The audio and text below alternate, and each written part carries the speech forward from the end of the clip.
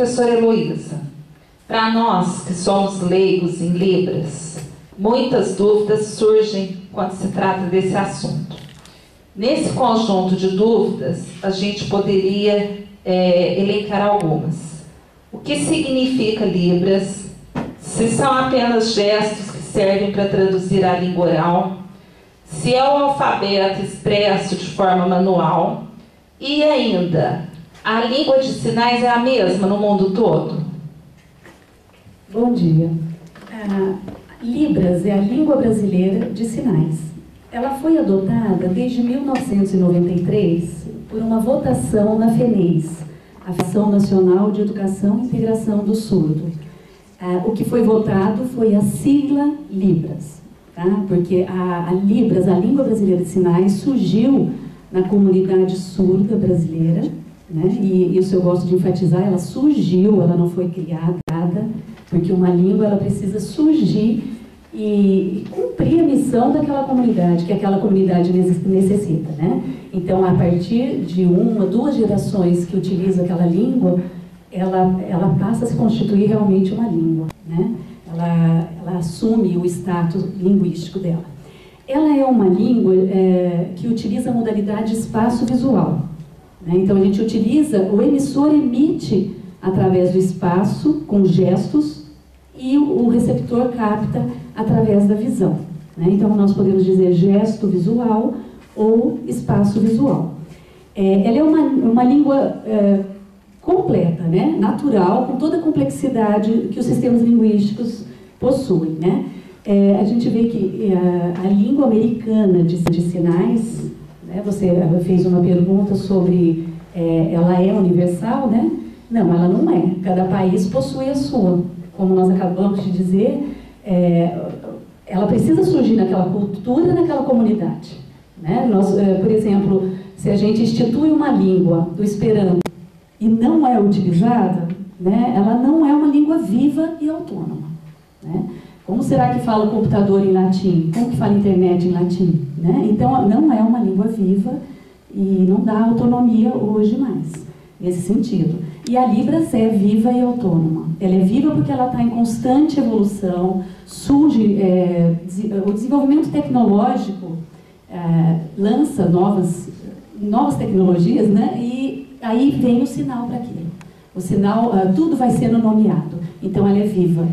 E é autônoma porque ela dá conta de falar sobre qualquer assunto, né? Muitas pessoas acreditam que ela é a tradução, como você disse, são gestos que traduzem a língua oral. Não é. Ela é ela em si, ela dá conta de qualquer coisa, ela traduz qualquer assunto. E a gente pode falar de drogas, de linguística, de sexo, de futebol, de qualquer coisa com Libras. Ela tem a estrutura própria, não necessita, não apoia na estrutura da língua oral, né? Ela em si é uma língua, não é uma linguagem de sinais, é uma língua, né? E a língua americana de sinais, eu estava dizendo, ela começou a ser pesquisada por Stockel, um linguista, e mais ou menos na década de 60, 1960. E em 80, a língua brasileira de sinais começou a ser pesquisada por Lucinda Ferreira Brito, né, que é a linguista que foi baseada nos estudos do Stockel, e ela foi estudando a nossa língua brasileira de sinais. E então aí foi vendo assim, que uma simples palavra, por exemplo, poderia ser analisada. Eu vou pedir para a Célia segurar aqui só para eu ilustrar, tá? Por exemplo, votar. Até eu acredito que isso aqui vai mudar logo, porque a gente já não vota mais assim, né? Mas só para análise aqui. A cédula seria o objeto direto, né? Aqui, a urna seria o advérbio de lugar, ou locativo, que nós podemos dizer, né? E essa ação de colocar a cédula na urna, né, esse movimento, seria o advérbio de modo.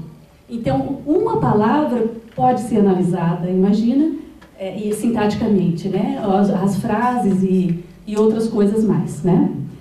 Então, elas possuem os requisitos científicos para serem consideradas instrumental linguístico de poder e força, né? Elas expressam, isso é outro preconceito, outra coisa que a gente escuta, hoje não mais, porque a Libras hoje já está bem na mídia, muita gente já conhece, mas há 10 anos, 15 anos atrás, As pessoas acreditavam que era assim, só para traduzir coisas concretas, não tinha jeito de falar de coisas abstratas, né, Elisa? E isso é um preconceito, porque não, ela fala de qualquer assunto, ela é uma língua, né?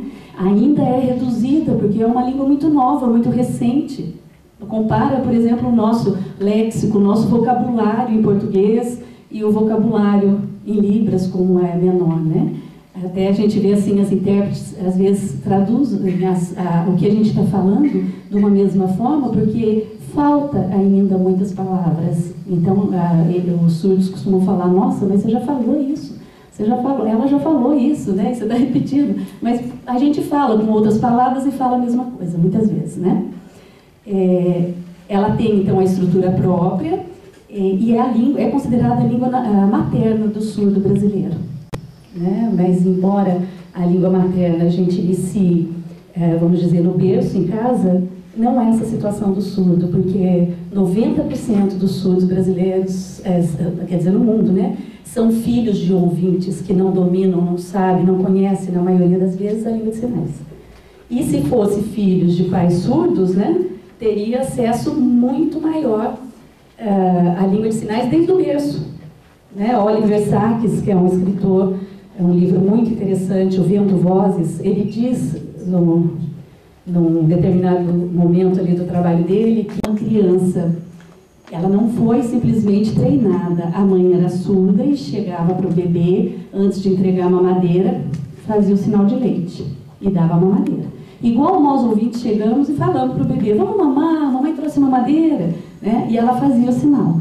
E o bebê, com 4 meses de idade, levantou a mãozinha e pediu leite quando a mãe chegou. Né? Então, olha como ele até termina esse trecho falando, talvez fosse interessante, que todos os bebês utilizassem a língua de sinais. Porque aí teria uma comunicação precoce com a família. Né? É bem interessante essa situação. Então, a gente vê que, mesmo privados da audição, o surdo desenvolve essa capacidade linguística, que é uma coisa que o ser humano busca. Uma forma ou outra nós queremos comunicar. Né? Então, a gente busca por isso. E elas não são, então, como você perguntou, universais. E quanto à questão do alfabeto manual, que você perguntou, não é Libras, é um recurso que a gente usa, no caso, para ensinar o português. Né? Por exemplo, se eu faço esse sinal aqui de homem, isso é Libras. Isso aqui, H-O-M-E-M, isso é português. Né? Então, se a gente fala assim, eu já vi uma professora dizendo, eu digitei e ele escreveu, isso é cópia. É a mesma coisa de eu colocar na lousa H-O-M-E-M e o menino escrever homem. Né? Então, ela é um recurso que a gente utiliza para você apresentar uma pessoa que ainda não tem sinal, porque o surdo, ele dá um sinal para você. A gente tem um sinal, né? Que seria o nosso nome em língua de sinais. Aí, por exemplo, se eu escrevo Heloísa, é uma palavra em português. Aí, se eu faço aqui, já é Heloísa em Libras. Então, eu não preciso falar, hoje eu encontrei a Heloísa. Eu falo, hoje encontrei Heloísa. Né? Então, cada um tem o seu sinal. E, no primeiro momento, eu fiz a datilologia, o alfabeto manual. Depois, você se apresenta com o seu sinal, em Libras. Né? Nomes de coisas que a gente ainda não tem, que a gente tem que articular com surdos, nomes de cidades que, de repente, o surdo conhece, eu ainda não conheço, eu vou utilizar a datilologia e ele me passa. Né? Então, o alfabeto manual não é a língua de sinais.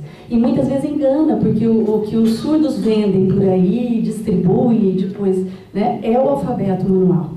Né? E aí as pessoas acreditam, tem esse preconceito de que quem está traduzindo ali, né, como a Rosana, está escrevendo palavra em palavra no português. Né? E não é isso. A gente vê que ela tem a estrutura dela, não precisa, por exemplo, de artigos, de flexão verbal, né? Muitas preposições. Né? A gente até tem a sinalização para ensinar o português por escrito, mas não utiliza na língua em si. Tá? Eu acho que eu respondi tudo.